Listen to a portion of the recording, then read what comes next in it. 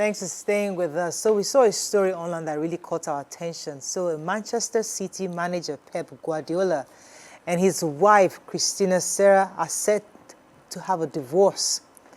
After 30 years, they have been living apart for about almost 5 years, and his wife moved back to Barcelona to run their fashion company while her husband stayed in northwest England City. Now, research has shown that more couples are divorcing after many years of marriage. Why is this so? And what are the reasons? How does a relationship of 30 years end? These and many more we'll be discussing today. You can join the conversation and call. You can call us on 090-241-63440. You can also send us messages on X and on YouTube. We'll be happy to read your messages. You know, this is quite interesting because more and more women these days seem to be at the stage in their life where they feel that they're fine even after 25, 15, 50 years, 30 years in marriage. You know, I mean, I was listening to Whoopi Goldberg I think maybe last year, sometime last year, where she was saying that she's absolutely okay where she is without a man in her life. She doesn't even want a man in her life. She loves her space. She loves how she can wake up and everything is exactly where it's supposed to be. She doesn't like having to clean after or care after or worry after somebody else. It's just her and her own world. And I found that interesting. And when you see these kind of stories, now we don't know the intricacies of this relationship and we don't really care about it. That's not our concern. It's just the idea that somebody can say, 30 years, I'm done. And I'm happy that YK is here because YK is in her 60s. So, you know, and she also, you have your life. So I want to start with you. What do you think about stuff like that when, especially when you're in your 60s, your 70s, do you have that sense of, I want my space. I don't want anybody in my space. I just want to be by myself. I think I have to admire that couple. The reason I'm admiring them is because they are not, because we are married, let's stay together. Obviously, they're not happy in the relationship. If you're not happy in a relationship, why suffer yourself? They've been living apart for over 5 years. He stayed in England, she went to Spain or wherever she was. They've grown apart. Mm-hmm. Why stay together? Maybe there's another man that's making her, or maybe he has another woman that's making him happy. Mm-hmm. Making him happy is the case. You know? So, instead of suffering, you know, in Nigeria, we'll say, no, it's your husband, stay there. You have tried. Mm-hmm. No, after 30 years, there's no point. If you have grown apart, stay apart. So I have it's not a... but there's always a value, YK, in seeing somebody in their 60s feel that, okay, we're raising the kids together. They say there's this value in grow old together. You need a companion. If you love yourselves, please stay together. But if you don't, you are not going to be good companions to each other. Mm-hmm. Because you are obviously not compatible. And you realize it when you stayed 5 years. How can you stay 5 years away from your husband? 5 years. 5 years. That's not 5 months. So 5 years. Let me come to Nima. Nima, what are your thoughts on this 30 years divorce? I wasn't going to follow IQ, but now I actually think it's a courageous thing to do. So I have a real life person I know who had to leave after 31 years. And we were all surprised. But you know what? The funny thing was our closest relative, our in-laws, were the ones who were saying, it's about time. You know, so it's difficult to be married to some kind of people. But she stayed, and she stayed for her kids. And so when she was done raising her kids, she left for her kids. They were no longer there. And so she left with them. And she separated and said that she was done. And what you said... staying together, being companion, when you are now more vulnerable, is the reason I was worried. Because in where I'm from, my home side where I'm from, people don't divorce at that age after 30 years. You just stay put. You become siblings. Yes. You need each other. There's nobody that is going anywhere at that point. Exactly. But so it was the first strange incident I had seen, and then Pep again. I had not seen somebody 30 years. If you want to divorce, you divorce in your first 10 years of marriage. No, if you survive you can divorce at any time. But you see, going back to what Nima was saying, because I know a couple, right? They were constantly fighting they lived to over 90. Two of them. In fact, the woman just died. The man died at 92. The woman died at maybe something, and she lived longer than him. But they were cat and dogs. And the kid said they were always like that, fighting. But you see, that friction kept them going because they don't put my table there, don't put the water here. You give this woman, they're always fighting, and that thing just kept them on. So some people will say, yes, after 30 years, where are you going to? Yes, you don't like it, both of you are not friends, but just stay. But Murayo, remember, sorry, Ramsey, you know that 30 years, you can be 60. I'm 60. You are still young. Especially in the mind. Maybe your body is doing but your mind is still alert. You still want to have fun. You still want to go out. Why are you going to be trapped in a loveless marriage at 60 or at 65? 70 today, you see some 70-year-olds, I see some funky.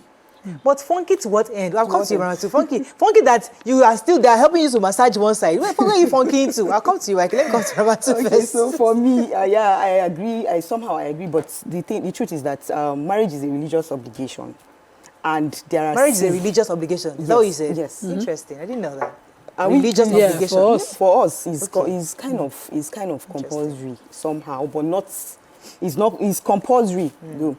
So, but their marriage has its season, whether we like it or not. From what they explain to us in our books, there are seasons. So there's that season where, of course, it will look like, because a marriage that can break at 2 is the same marriage that can break when you are even 30 years, 60 years. It's still the same thing that is going on.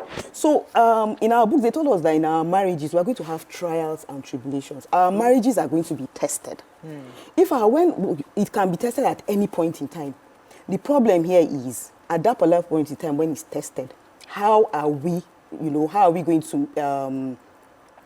to defend ourselves in that period? That is where unconditional love comes in. That is where understanding and support comes in. That is where we have, because at some point in marriage, of course, you know that we need help. We don't go for marriage counseling from time to time. All of us will just sit down and think that, okay, we know each other, we'll just be going through stuff. We'll be going through stuff, but yet we don't look for help, external help. Most especially from a professional help. Let me come to you understand. Let me stay with Ramatu on this for a second, because she said something very important, unconditional love. And my question is, do we still have unconditional love today? In the reality, is there anything as unconditional? Because even couples are there for a reason. Yes, you love somebody, but there is a benefit he or she provides that makes you stay. Is there that thing that regardless of what you do, this love is unconditional? I mean, I'm just trying to say that, does it still really exist?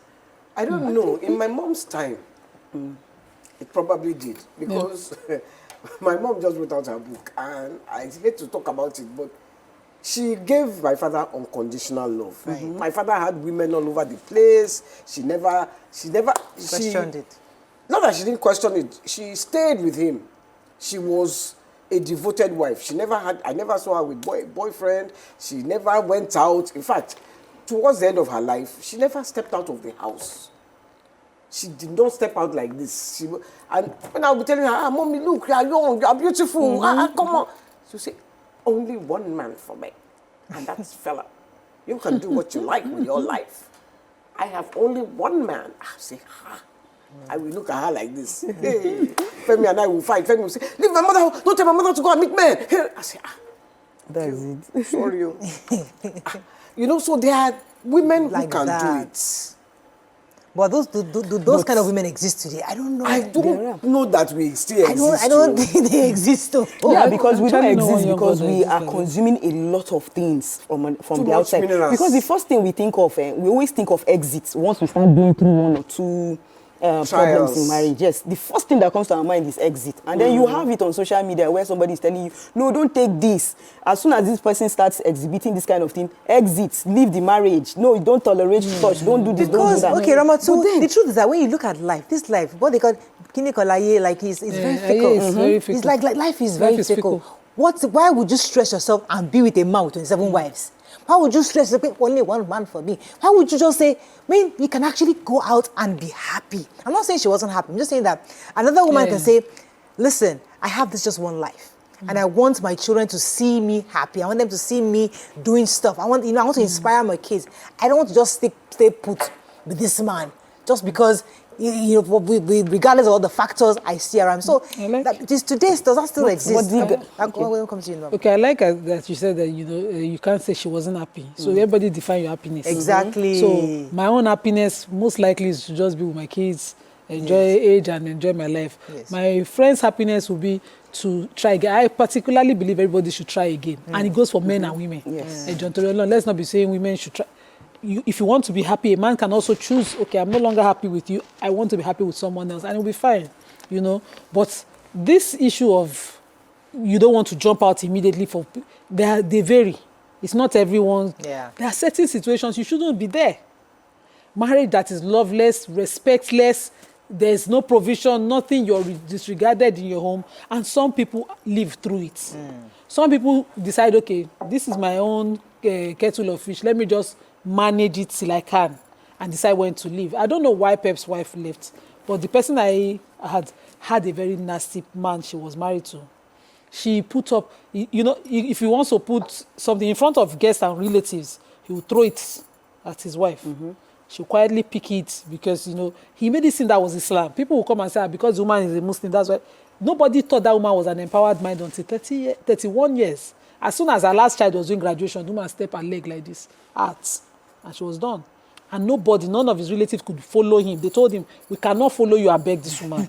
We saw how you treated her. And so for your sanity, some things just have to go. But why do we wait 31 years to Yes. make that kind of decision? You see the word I used. I used the word. I said nobody thought she was that empowered. The thing is that she wasn't financially empowered to raise her kids the way she would have wanted. Okay. And it was a providing father. So the kids need to go to the particular school she wanted, he provided. She stayed put for the kids. She stayed put for the kids, just 4 of them, as they finish like this. Let me go on a very short break. When we come back, we'll unpack this further. Stay with us, we'll be right back.